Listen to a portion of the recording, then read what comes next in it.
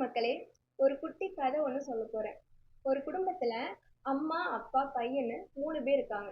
அந்த பையனுக்கு கோபம் அதிகமாயிட்டே வருது. நாளுக்கு நாள் கோவப்படுற ஹேபிட் அவருக்கு அதிகமாயிட்டே இருக்கு. யார பார்த்தாலும், எதுக்கு எடுத்தாலும் கோவப்படுறாரு. சம்டைம்ஸ் ரியலைஸ் கூட பண்றாரு. பட் அவரால கோவப்பட்டத கண்ட்ரோல் பண்ணவே முடியல.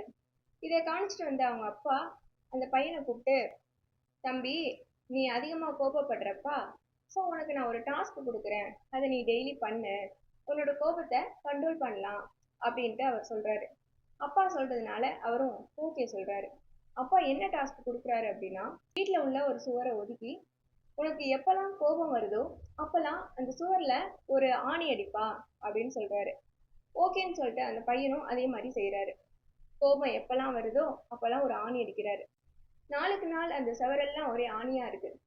ஸோ இவருக்கே புரியுது நம்ம எவ்வளோ கோபப்படுறோம் அப்படின்ட்டு. ஒரு கட்டத்துல நம்ம கோபம் இனிமே படக்கூடாது அப்படின்ட்டு உணர்றாரு. அப்பாட்ட போயிட்டு, "அப்பா, நான் உணர்ந்துட்டேன். இனிமே நான் கோபப்படவே மாட்டேன்" அப்படின்னு போய் சொல்றாரு. உடனே அந்த அப்பா என்ன சொல்றாருன்னா, "ஓகேப்பா, நீ என்னைக்கெல்லாம் கோபப்படலையோ, அடிச்ச ஆணியில ஒரு ஆணிய புடுங்கிடு" அப்படின்னு சொல்றாரு. திரும்ப அந்த பையன் அதே மாதிரி செய்யறான்.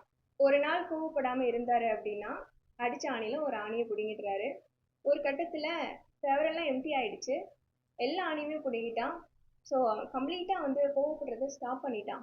ரொம்ப சந்தோஷமா போயிட்டு அவங்க அப்பாட்ட சொல்றாரு, "அப்பா, நீங்க சொன்ன மாதிரியே எனக்கு என்னைக்கெல்லாம் கோபம் வரலையோ அன்னைக்கெல்லாம் ஒரு ஆணியை புடுங்கிட்டேன். இப்ப அந்த செவர்ல எந்த ஆணியுமே இல்லப்பா" அப்படின்னு சந்தோஷமா போய் சொல்றாரு. அவரோட அப்பா, "சரிப்பா, நீ கோவப்பட்டப்பெல்லாம் ஒரு ஆணி அடிச்ச. அதே மாதிரி கோபத்தை நிறுத்தினதுக்கு அப்புறம் என்னைக்கெல்லாம் நீ கோவப்படலையோ அன்னைக்கு அந்த ஆணியை புடுங்கின. நீ புடுங்கினதுக்கு அப்புறமும் ஆணி அடிச்ச தடயம் இருக்குதே, செவரெல்லாம் ஓட்டையா இருக்குதேப்பா, அதை என்ன பண்ணலாம்?" அப்படின்னு கேட்கிறாரு. இந்த பையனுக்கு என்ன சொல்றது அப்படின்னு தெரியல. அவருக்கு அதுக்கான பதில் இல்லை. அதே தான் நம்ம செஞ்சிட்டு இருக்கோம். கோவப்படுறதுனால நம்ம மற்றவங்க மனசை புண்படுத்துறோம்.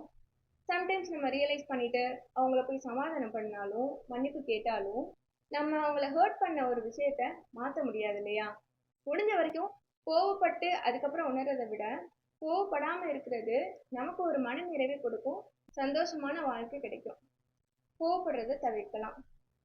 ஒரு குட்டி கதையோட நான் உங்கள் யசோதா. நன்றி.